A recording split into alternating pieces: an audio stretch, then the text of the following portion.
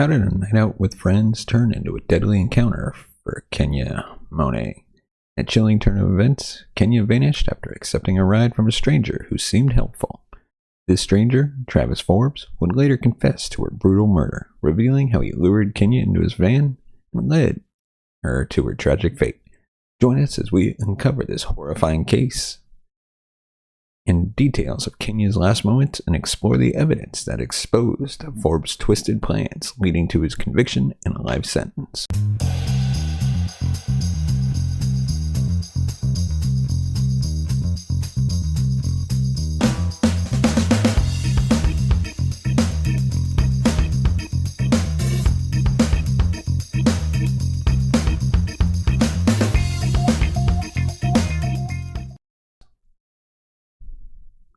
What's up, true crime fans, and welcome to another episode of Murder Monday. Yes, I know it's a Tuesday, but we're doing Murder Monday a little late.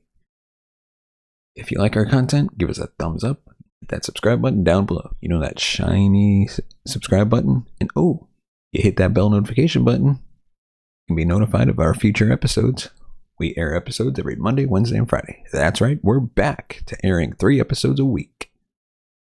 And of course, this all is possible because of your support. So thank you for tuning in, watching, listening, and sharing this content. And with that, let's dive into this case. Kenia Monge was born on January 26, 1993 in Honduras and moved to Aurora, Colorado with her family when she was a child. She was the oldest of 4 siblings and took her role as a big sister seriously, often acting as a second mother to her younger brothers and sisters.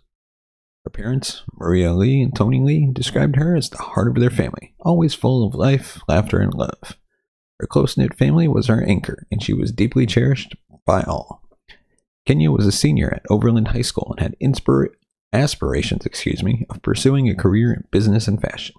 She was a creative and ambitious young woman with a keen sense of style and a natural talent for leadership. Her dream was to attend college and eventually start her own fashion line, combining her love for design with her entrepreneurial spirit.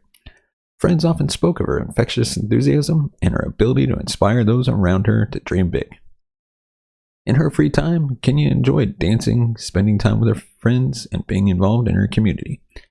She was known for her outgoing personality and ability to make friends easily. Her social circle was diverse, and she was often the one to organize gatherings and outings, always bringing people together with her warm and welcome nature. Kenia's ability to connect with others made her a beloved figure in her community, and her disappearance would later leave a profound void.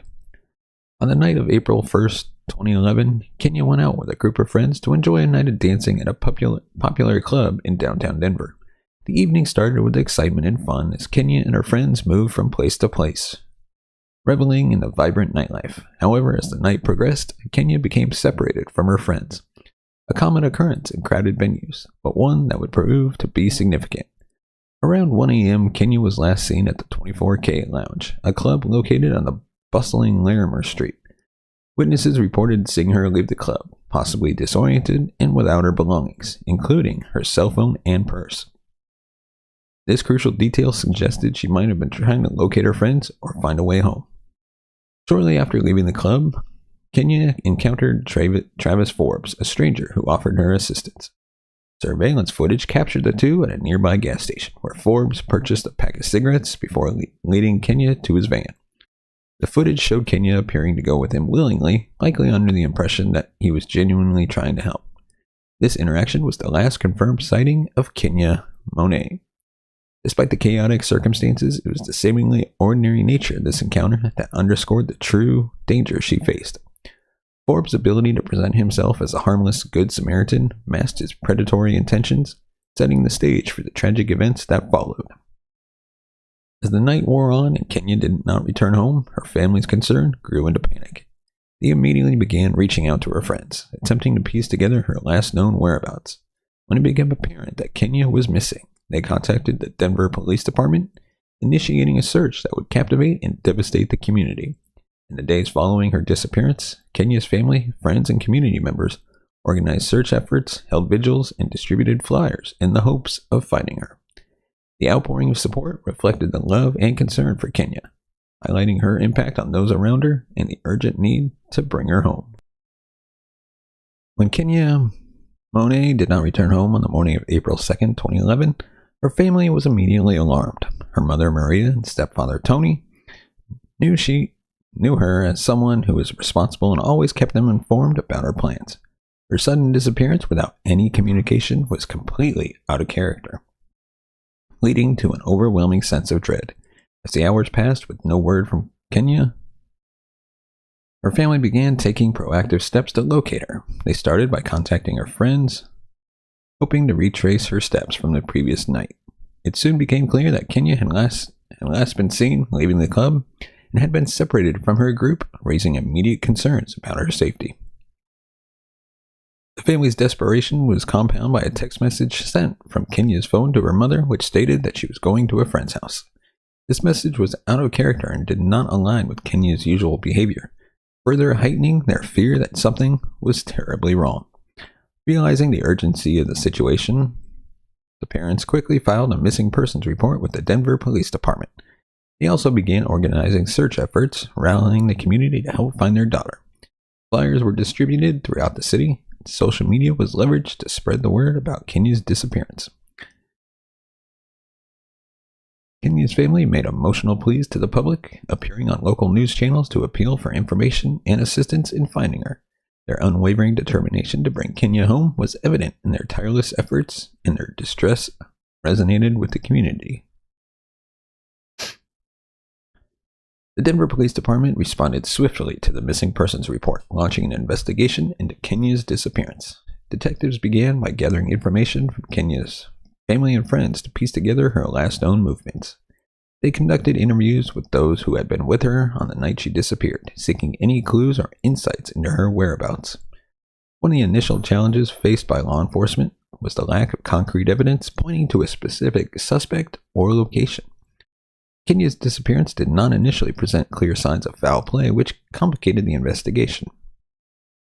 The misleading text message added to the confusion, leaving investigators to question whether Kenia had voluntarily left the area or had been coerced. Surveillance footage from the nightclub and surrounding areas became a crucial component of the investigation. Detectives meticulously reviewed the footage, identifying Kenia's interactions and tracking her movements as she left the club. This process led to the discovery of the footage showing Kenia at the gas station with Travis Forbes, marking him as a person of interest. Despite these developments, the investigation faced significant obstacles, including the need to balance public interest with maintaining the integrity of the investigation. Detectives had to carefully navigate the influx of tips and leads, discerning credible information from speculation. The police also reached out to the public for assistance, urging anyone with information about Kenia's disappearance or Forbes' whereabouts to come forward. This call to action resulted in a steady stream of tips, which detectives diligently followed up on in hopes of finding a breakthrough. As days turned into weeks, the urgency of the investigation intensified. Kenia's family remained actively involved, maintaining pressure on the authorities and the community to keep the search for Kenia alive. The collaborative efforts of law enforcement and the public were critical in driving the investigation forward, setting the stage for the eventual breakthroughs that would bring clarity to the case. Travis Forbes was a man who presented himself as a charming and seemingly well-adjusted individual. At the time of Kenia's disappearance, Forbes was known in Denver as an entrepreneur, operating a small business selling granola bars. His business required him to make frequent deliveries across the city, giving him an opportunity to move around undetected and meet various people without drawing suspicion. Despite his outward appearance of normalcy, Forbes had a history of criminal behavior that hinted at his dark tendencies. His criminal record included offenses like theft and burglary, which were largely overlooked as minor or nonviolent. However, these activities suggested a pattern of deceit and manipulation that foreshadowed his capacity for more sinister actions. Forbes was adept at masking his true nature, using his charm and charisma to gain the trust of those around him. He was skilled at identifying vulnerable individuals whom he could manipulate and exploit to serve his purposes. This ability to present himself as a helpful and non-threatening figure allowed him to operate beneath the radar, evading detection and suspicion, even as he engaged in increasingly dangerous behavior. On the night of Kenia's disappearance, Travis used his charm and manipulative skills to approach her under the guise of offering assistance. Kenia was vulnerable, having become separated from her friends after leaving the nightclub. Forbes capitalized on this moment, approaching her with an offer of help and a ride home. Surveillance footage captured their interaction at a nearby gas station, where Forbes further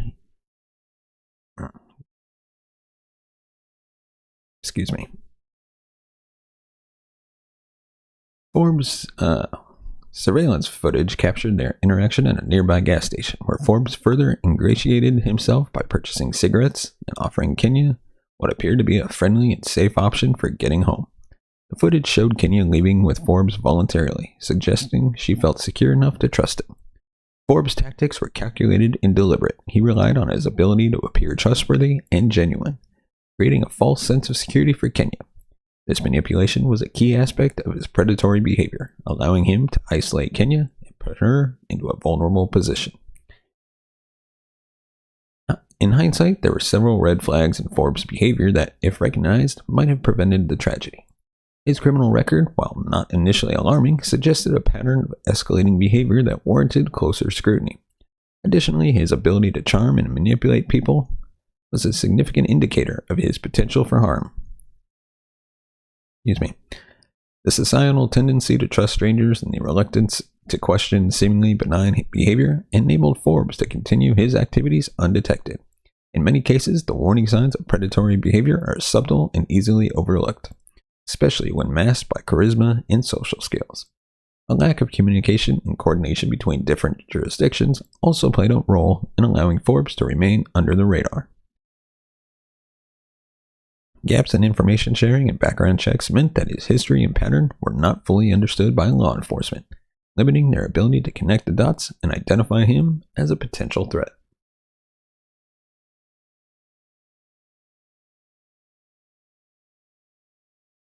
Society's responsibility to recognize and address such behaviors is crucial in preventing future incidents. By fostering environments where individuals feel empowered to report suspicious behavior, and by improving information sharing between agencies, we can create a more vigilant and proactive approach to identifying and stopping predators like Forbes before they can cause harm. And now we're going to take a look at some of the breakthroughs in the case. Starting off with some of the key evidence. The investigation into Kenia Monge's disappearance reached a turning point as law enforcement meticulously pieced together evidence that shed light on the mysteries surrounding her fate. The breakthrough moments in the case were the result of determined detective work and the relentless pursuit of justice by Kenia's family and community.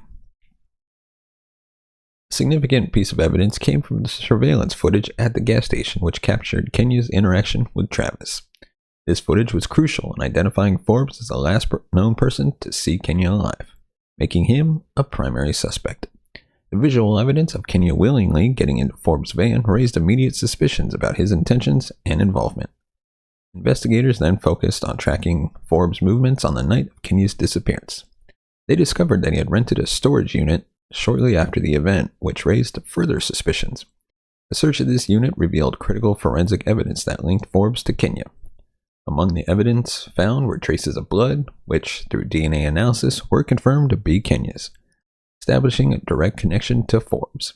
In addition to the forensic evidence, the discovery of Kenia's phone records provided further insight into the timeline of events.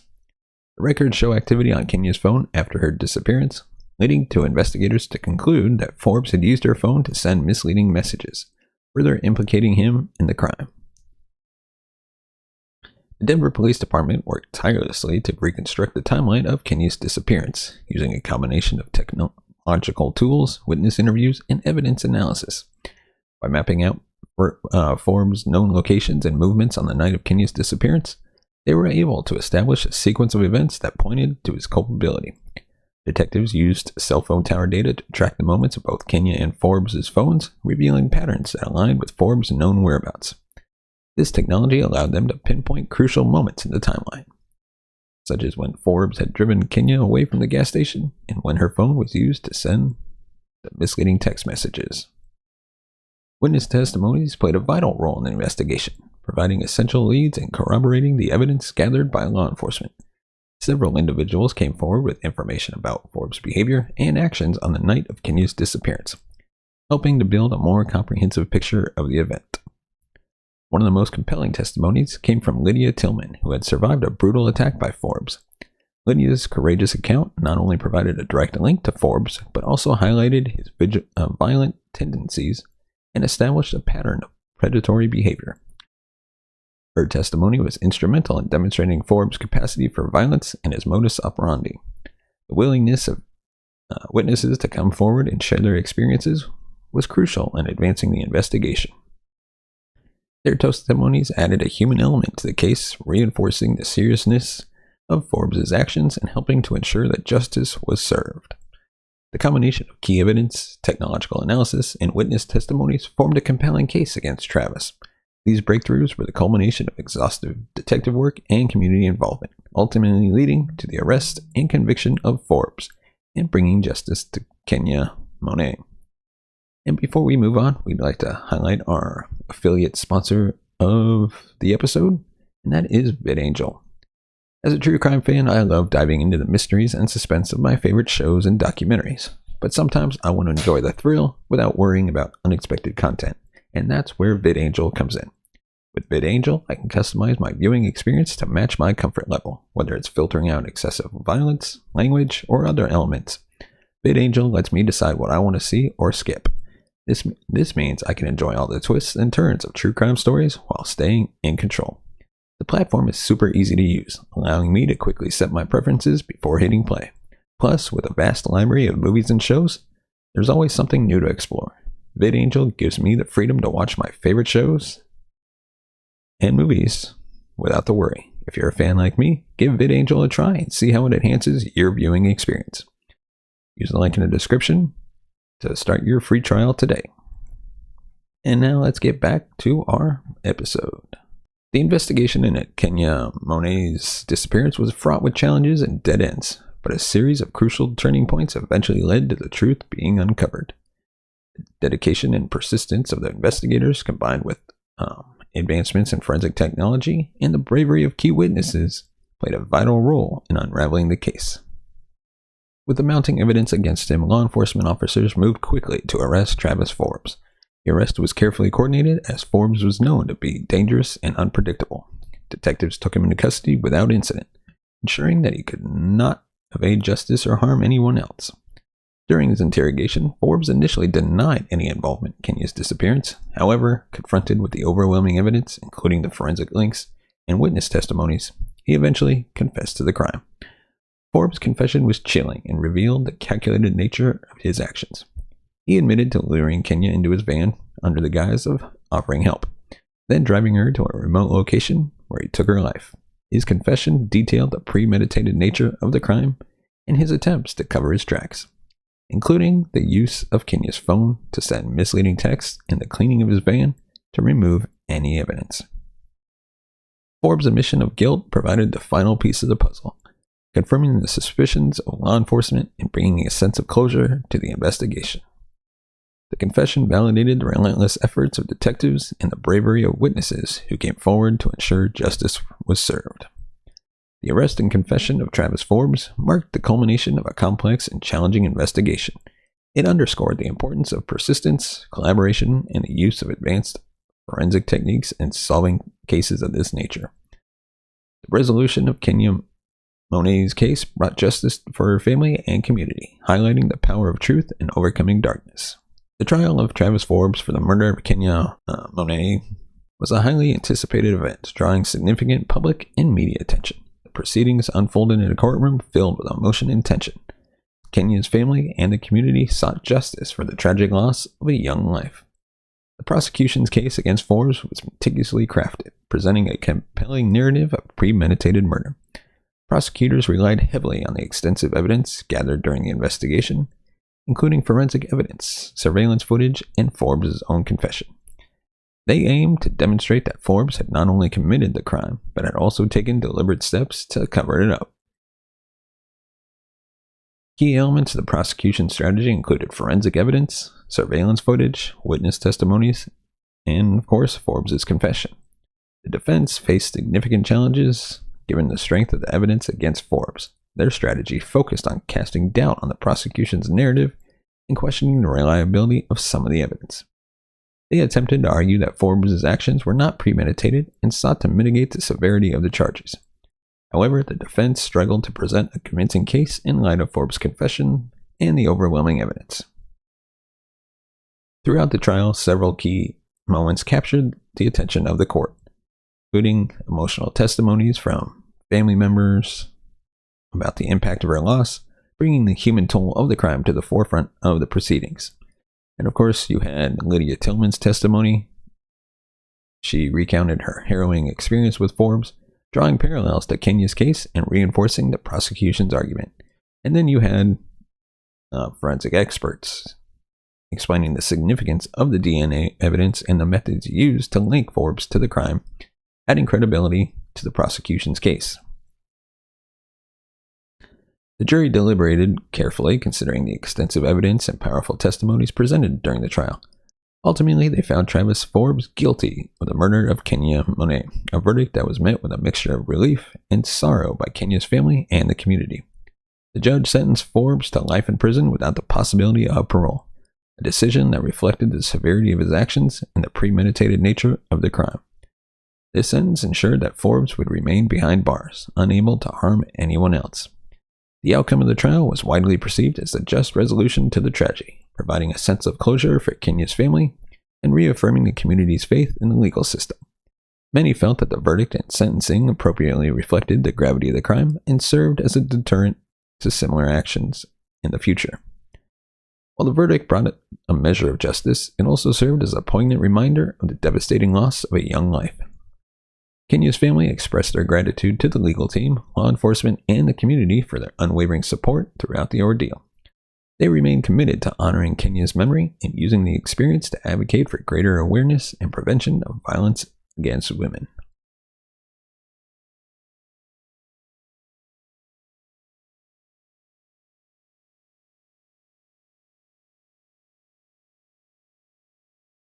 And now we're going to dive into some of the lessons learned. Starting off with safety and awareness. The tragic case of Kenia Monge underscores several important lessons about personal safety and awareness, highlighting the need for vigilance and proactive measures to protect oneself and others. Of course, right off the bat, you got to trust your instincts. And number two, communication and check-ins. Maintain open communication with friends and families, especially when you go out. And third, be aware of your surroundings and the people you can help identify potential threats. Number four, safety in numbers. Whenever possible, travel in groups, particularly at night or in unfamiliar areas. There's safety in numbers, and having a group can deter potential predators from targeting individuals. And of course, education and preparedness. Communities can play a crucial role in promoting safety through education and preparedness. The case of Kenia Monge also highlights the broader societal responsibilities in preventing tragedies and addressing predatory behavior. So, number one, recognizing warning signs. Society must prioritize recognizing and addressing warning signs of predatory behavior. And number two, encourage reporting of suspicious behavior. Number three, strengthen systems and communication. Enhancing communication and coordination between law enforcement agencies is critical in identifying and tracking potential threats. Number four, provide comprehensive support for survivors of violence and their families. And number five, advocacy and policy change. By learning from the past and taking proactive measures, both individuals and society can work towards creating a safer and more aware environment. The lessons from Kenia Monge's case serve as a reminder of the collective responsibility to protect one another and prevent similar tragedies in the future. As we move forward, let us honor Kenia's memory by remaining vigilant and proactive in protecting ourselves and those around us. Let us continue to advocate for change, support survivors, and build communities where everyone feels safe and valued. By learning from the past and working together, we can create a future where stories like Kenia's become a thing of the past. Let me know your thoughts on this case in the comment section below. And of course, give us a thumbs up if you like our video. Hit that subscribe button down below. press the bell notification button to be notified of future videos. And of course, if you like our content, consider becoming a supporter. Go to buymeacoffee.com/TCNS. Your support can help the channel grow, upgrade our equipment, bring in new hosts, be able to pay them, and hopefully one day take this show on the road. We'd love to do live episodes from major crime scenes from the past or present across the country. And your support can help make that happen. As always, thank you so much for watching and listening. We'll see you next time.